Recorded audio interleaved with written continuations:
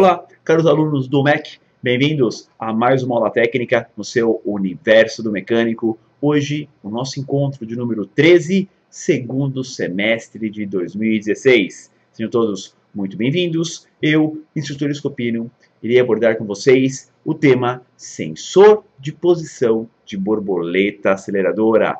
Aula 13 do Toyota Corolla VVTi Flex Denso TCCC CAN1, motor e gerenciamento eletrônico. Na telinha de introdução, já podem acompanhar que a quantidade de ar admitida é fundamental para o mapeamento do sistema. E saber a posição da peça que controla esta entrada de ar é uma grande necessidade. Essa é a função do TPS, sensor de posição de borboleta. O que o TPS faz então? Informa a unidade de controle eletrônico a posição da borboleta, uma peça que é fundamental. Afinal de contas, no motor ciclo Otto, a borboleta é a peça física que controla a entrada do ar. Obviamente, é o que controla a rotação do motor também. Então vamos ao Toyota Corolla. Boa aula a todos. Aqui o veículo em si, o Corolla VVTi, 1.8, 16 válvulas flex, e aqui a nossa diagramação. Então observem que o item borboleta, o último aqui na listagem de sinais de entrada, está hoje com asterisco também. Então conforme a gente vai abordando os temas, vamos colocando o asterisco, marcando o item aí nessa diagramação com os sinais de entrada para a ECU, a unidade de controle eletrônico denso CAN1 do Corolla. Localização. Onde fica o sensor TPS desse veículo? O sensor de posição da borboleta aceleradora? Observem a seta. Fácil localização, né? Bem ali, ó, parte superior do motor. Vamos ver aqui a teoria. Faz parte do corpo de borboleta e esse sensor é duplo, já com algumas falhas relatadas na prática, na nossa experiência, e que possui fácil acesso, bastando retirar o tubo de entrada de ar e o corpo TBI junto do coletor de admissão. Ou seja, caros alunos, onde está o TPS? Faz parte, é peça única junto do corpo de borboleta. Não é vendido separadamente. Faz parte do TBI. Então, embora ele seja um sensor duplo, né, tem duas pistas, vou falar já sobre esses detalhes, a peça em si, o sensor de borboleta, faz parte do corpo. Não tem como trocar separadamente, tá? E, como relatei, hein, já tendo casos de falhas na prática. Já tenho trocado alguns componentes. Aqui, na telinha de vocês, o corpo TBI, especificamente, né, desse Toyota Corolla 1.8 16. E observe, né, o próprio sensor, que é a parte plástica. Temos o corpo em liga de alumínio, com o eixo, a borboleta, né, a passagem do ar, né, o difusor de entrada de ar. E aqui, na parte plástica, o sensor em si. Claro, é um sensor que também é um atuador, né? Mas está nessa parte plástica. Embora, como falei, não é vendido separadamente. Então temos, neste tipo de sensor, um cursor ligado diretamente no eixo da borboleta aceleradora. E na ponta desse cursor temos uma dupla ponta, pois são duas pistas resistivas para que existam duas respostas distintas e complementares. Então, claro, o cursor está ligado no próprio eixo da borboleta e esse cursor na sua ponta tem dupla ponta, uma para cada pista. Eu falei, são duas pistas. O que elas têm em comum? Usam o mesmo cursor, embora uma pista não tenha nenhuma ligação com a outra, tá? São sinais independentes na resposta. Eles têm o mesmo positivo, o mesmo negativo, mas duas respostas distintas, ok? E o conector deste TBI? Então observem, ó, quantos pinos temos lá dentro, ó. 1, 2, 3, 4, 5, 6 pinos em conector único. Como já viram aqui no MEC, observe que a borboleta fica levemente aberta, né? Quando está assim, desenergizada. O conector. Temos 4 fios neste sensor, em um total de 6, pois 2 pinos, terminal 1 e 2, são do atuador.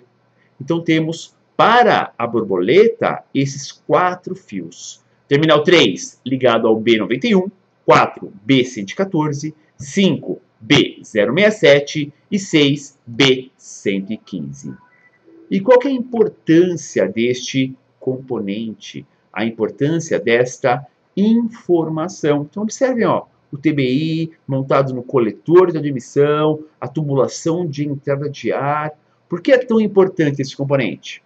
Como o controle da borboleta é totalmente eletrônico, ou seja, não tem o cabo do acelerador, a ECU precisa muito mesmo deste sinal do sensor TPS. Até mesmo porque precisa saber a posição que está a borboleta, controlada por este mesmo calculador. Então, claro, a ECU que controla a borboleta, o atuador, mas não sabe a posição que está a borboleta. Então, o TPS tem essa importante função também. Veremos na sequência, após o intervalo e espaço dos nossos patrocinadores, valores, testes, como medir o TPS. Então, voltamos rapidinho aqui o intervalo no seu Mac.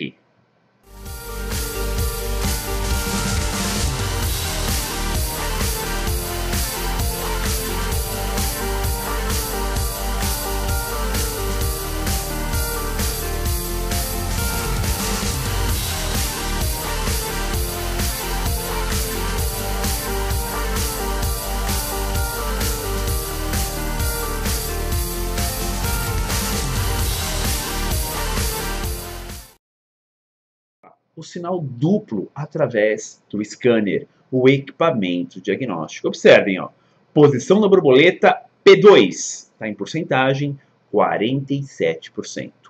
Posição da borboleta P1, 0,96 volts. Observaram? P1 e P2, pista 1 e pista 2 do sensor TPS.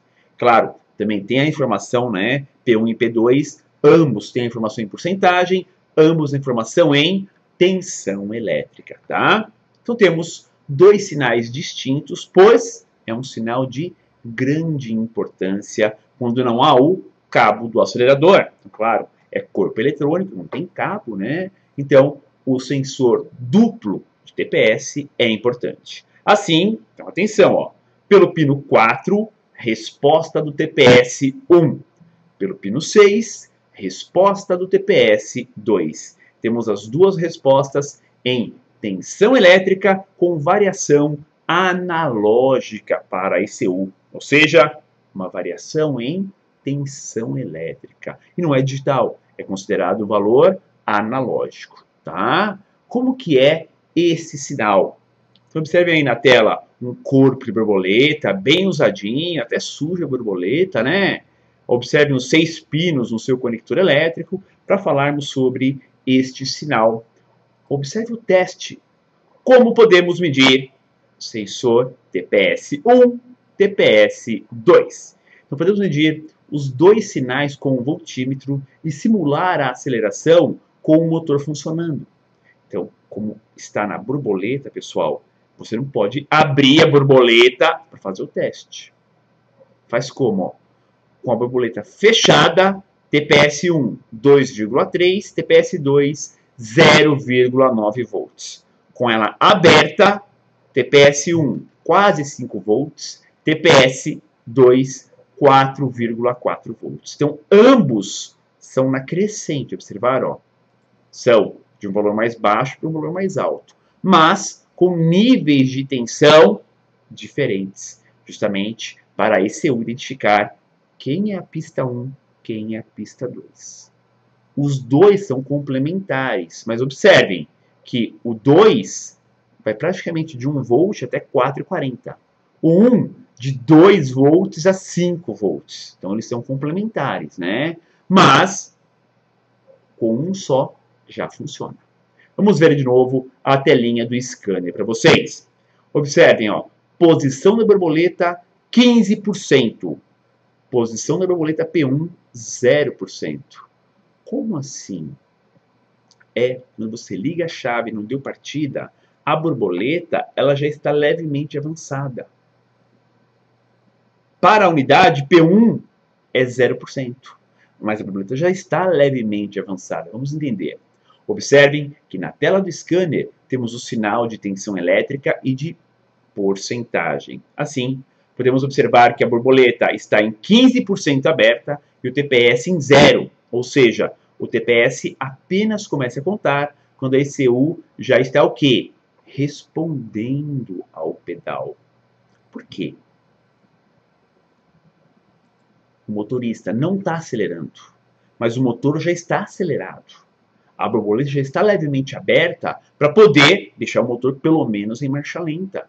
Então ela já está avançada 15%, mas pela intenção do condutor, do motorista, o P1 está em 0 ainda. Entenderam isso? Porque só na hora que acelerar, através do sensor lá dentro, do pedal do acelerador, é que a unidade vai atuar. E aí começa a contar a posição da borboleta aceleradora. Por isso, pessoal, quando liga a ignição, você ouve o clact da borboleta. É a ECU adequando o seu posicionamento. Belezinha?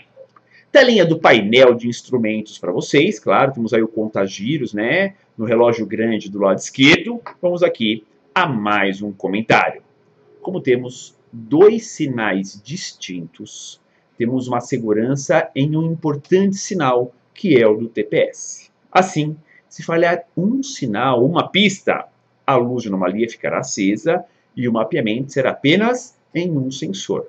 Mas se falhar os dois, o sistema entra em emergência, ou seja, perde-se a resposta da borboleta. Por quê?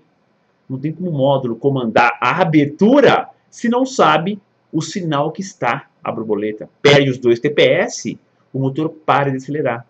Ele fica travado, levemente acelerado, na verdade, fica 1.200, 1.400 giros e não responde mais. Por quê? É a estratégia de segurança do sistema. Tá? Então não dá para mapear o corpo eletrônico se não tem o TPS, não tem a posição da borboleta. Portanto, se houver falha, perde-se completamente o acionamento do TBI. Belezinha? Chegamos aqui ao final de mais uma aula técnica. Obrigado por fazer parte do MEC, por nos acompanhar aqui no canal do YouTube como o MEC Oficial. Um abraço a todos e até a nossa próxima aula.